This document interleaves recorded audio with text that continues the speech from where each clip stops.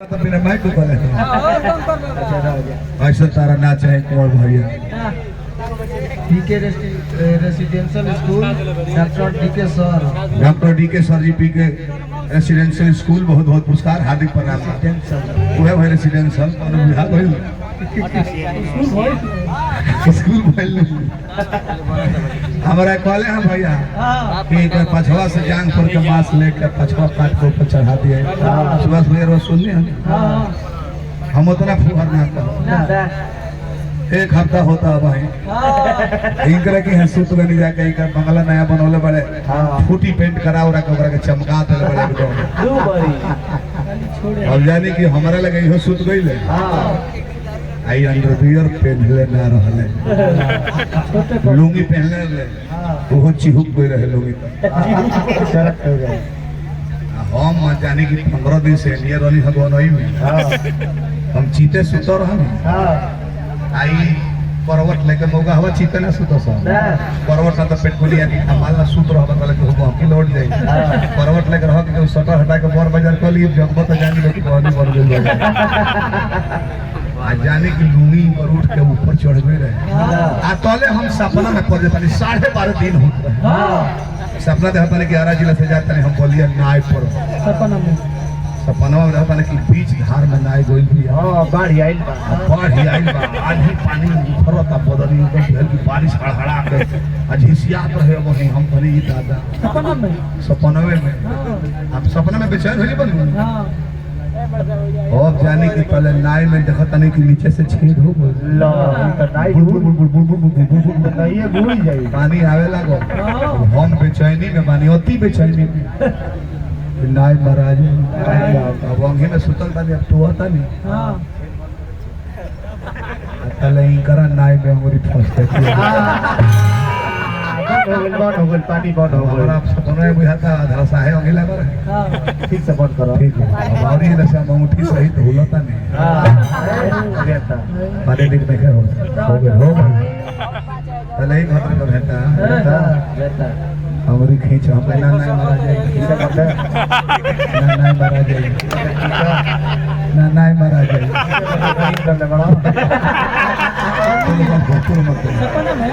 सपना में हम अंगरी कसले तने बड़की अंगठी कूद गो ऐसा तने मतलब है तो अंगरी की हम पानी कमर बास को जिला पर 30 में बानी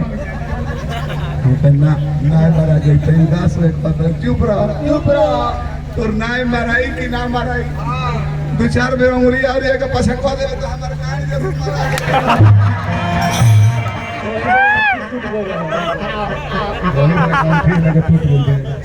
और फिर हम सुत गनी हिला के फिर सपना को तनी घरे गनी कुसुम दे हेता बतले हमर मलकी नहीं और व्यवस्था टंच हो गई रहे बटराई रहे सपना में आ पहले ई सपना में पड़ देता कि हम नाय से जाता नहीं बोलिया जिला अब बीच धार में नाय गई बिया आ जो पतवारवा खेवत रहे लगिए ना मर ओकरा मिर्गी आई लोग गिर के दहा गई सपना में बेचारे मेरे कौन दिख तो नैया बर्बाद हो जाए नहीं दहाई ना तब लगल पतवार लोगी मारे खतरे सपनवे में अरे लोगी तो ना भेटाई हमार लगा भेटा जाता है इतने सुपर नहीं लगल लोगी मारे हमारा आँख लगा नहीं कुंवर भाई हाथ हटाइए मारा गई लोगी मारे तो नौजवान आदमी बानी 15 दिन से घरे नहीं गई अब किनार ढलल बनाए रहे दो किना अभी बीच घर में हम कहता राज नहीं कि और ये तेजी में 2-4 में मार दबा लो किनार पर जाकर लड़ जाई बालू बिक दी आंख में पड़ जाई जवाब लाइन बैठो बरवा लगे क्या खुला चाहिए इलोई हम गोइती ना बाकी है तना ना हालाई को दिल बल्लो कहीं बारात में जा झंडा में जा ऑर्केस्ट्रा में जा 10 बेर बात गावल के कर हक में लाई लगाता है एकदम नया लोई की शिल्पी राज के वैसे तन बोले बाड़ी झारो से जब बाल सैया जी लागत का माल सैया जी बगली से निकाल सैया जी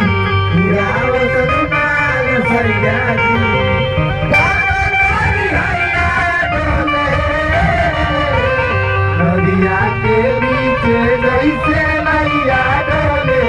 वो सही मन सैया एक और जवाब दे में सुभाष भैया, एक और जवाब देवे में हाँ। हम कुछ कह दिले ना तो हम अपन चुटकुला कहब ना अपन हाँ। एक अश्लील शब्द ना हो सब है हौसली हाँ कैसे असही एगो फौजी जवान फौजी 3 बरिस पर घरे लौट रहे 3 बरिस बॉर्डर पर से छुट्टी मिलल 3 साल पर सुभाष भैया हाँ पहले 9 रात बजत रहे तब बेचैनी में बाड़े बोले नहीं सुनो 3 साल पर आइल बाड़े। ना अभी ना चला ना ना अभी मूड नहीं खे अरे चलना चल अब बोले बतिया तनी अरे लड़कन के सूट दे दी अभी है अरे चल आई बता फौजी अगर मांग होइले हाँ फौजी खिसिया ना जगह है गरीब बाबा फौजी बनी हाँ मौगी से बोल के चुप चुप 3 साल पर आया हूं तुम्हें अपने शरीर पर घमंड हो गया है अलग बिछौना करो वहां पे अलग बिछौना करो साउथ सुडान में पोस्टिंग वहां के बार बार बोल रहे पद प्रतिष्ठा बना रहे फौजी मैनुआ कर मार हटो हटो तुम्हें घमंड हो गया है मैं फौजी हूँ बॉर्डर पे रहता हूँ हाँ इन हाथों ने हथियार छोड़ा है हाँ चलाना नहीं भूला हाँ सलील भाई हाथवा के इशारा ना करते कहते कि इन हाथों ने हथियार छोड़ा है चलाना नहीं भूला है तो क्यों बूझी और इन हाथों ने हथियार छोड़ा है चलाना नहीं भूला है अपना हाथ जगह अपना हाथ राउंड पर राउंड मारते मारते 47 है हड़ा देंगे अपने दम पर नीले खाती आई थोड़ा से बढ़ा दीजिए हेलो हेलो हेलो अरे बड़ा खूबसूरत भाई हम तबे से कहता नहीं कि बढ़ाओ सुभाष भैया तो नहीं बढ़ाओ तू नचनीवा खाली बढ़ के खटाक के बढ़ा दे हम अभी हेलो थोड़ा और कम कर दीजिए बढ़ा दे लगी कोहरे लगली है हेलो ठीक है आ रहलू है खतरा देर इंतजार करे बोल हमर आदमी के 3-3 घंटा खड़ा भइल भइल हम जाना कि पोलियो वाला गोड़ जूता पहन के जावे को ए जान हम रोला से बड़ी खुशी आइल बानी हाँ हाँ तो यही तरह बोलबो अरे तो जान के इज्जतिए ले लेते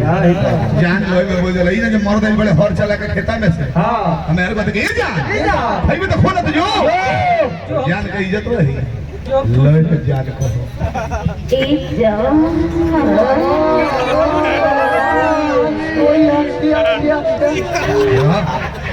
भाई है प्रेमिका है तो प्रेमी से कोहर को मनावता है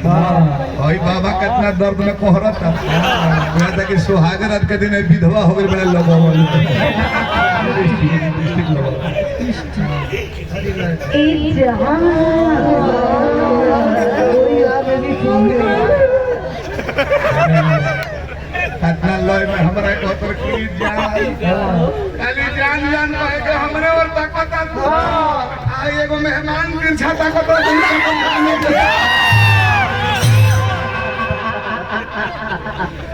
बोलो ए जान हम रोला से बड़ी खुशी आइल बानी काहे हो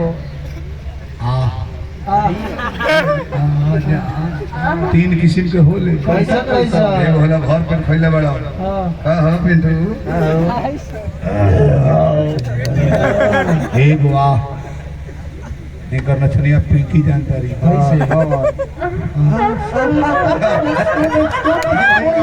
स्टॉप स्टॉप राजा स्टैंड वाला रोज मत एक वाह कुंवर भाई जानता रहे कौन ना कब को पीला खइला में हाँ नहीं बढ़िया डूब बोलो जान हमारे को कुछ का कहता ए जान हम रोला से बड़ी खुशी आइल बानी काहे रहुआ हमरे के टाइम नहीं खीदे हाँ रहुआ रात भर गाना बजाना करता नहीं हाँ। ओकरा बाद सूत जाना करता नहीं हाँ। ई बताई हमार मन नहीं थे रहुआ हमरा के टाइम नहीं खीदे हेलो 1 महीना से रहुआ के कॉल करले बनी हाँ। कि हमरा से मिले आई हाँ। कहते हैं हम हिया बिजी बनी हुआ बिजी बनी हमरा के टाइम दी हाँ। और ना तो बताई जतनी दूसर से पियावे ग्रामीण युवा क्लब के अध्यक्ष बने हमरा रुपेश यादव जी युवा नेता बनी एकरा से बक्सर से बहुत बहुत पुरस्कार हार्दिक प्रणाम क्या कहलू हो जातनी दूसर सेटिया है क्या बात दोसर सेठी आवे हाँ। के करा के अब सॉफ्टवेयर इंजीनियर पटा है सॉफ्टवेयर इंजीनियर खोजबू का जाना सॉफ्टवेयर मिलस कि ना मिलस ए जे एगो पुरान हार्डवेयर इंजीनियर बड़ा इनका के नहीं भूख खाली पिलर ढाले ले कंस्ट्रक्शन विभाग के हम ई बताइए इतना तैयार होके आई बनी कि जरा उसको मन ना होखेला हमरा से अच्छा से बात करे के मन करता तारा हमार उमरिया 45 हो गई बा तू तो चाहत और कि मन करता के ना का करी हमार तो मनवा करते बा ए छोट ललवे के मूड नहीं आपको चाहना हमारी कमजोरी है है आपको चाहना हमारी कमजोरी है आपसे कह न पाना हमारी मजबूरी है क्यों नहीं समझते आप हमारी खामोशी को क्यों नहीं समझते आप हमारी खामोशी को प्यार में क्या इजहार करना जरूरी है इका हो गई लो oh my baby my sona my darling my sweetheart my jaanu oh my Sona oh my हबीब भगवान देखबो हम बाने की गुजर गई नहीं जाय तो मर गए तो इनका पर बोल करे तरफ पर बोल करे बहुत लंबा लंबा काला होता श्री भगवान मुखिया जी बानी आप प्रदीप नेताजी 500 रुपया पुरस्कार देवन श्री भगवान मुखिया जी के हार्दिक प्रणाम प्रदीप नेताजी के प्रणाम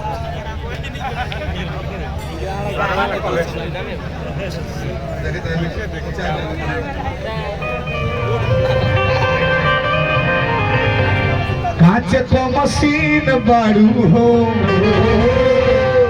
बहुते हसीन बाड़ू हो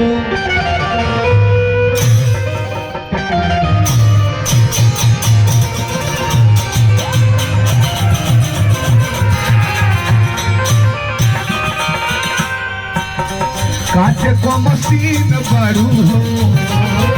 बहुत हसीन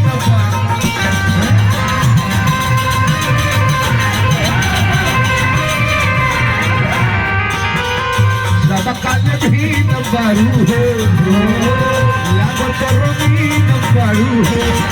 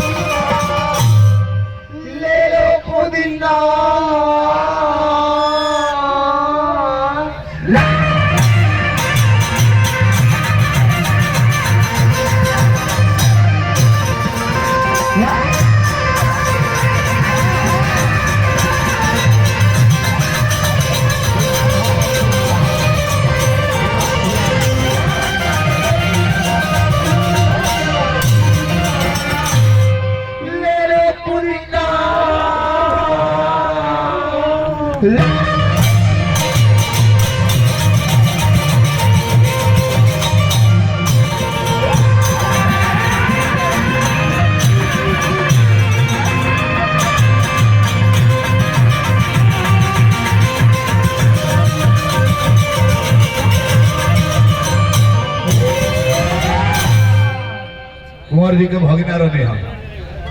राजा के भाई कहले तो कुंवर जी के भगना बने वहां के हमनियों के भगना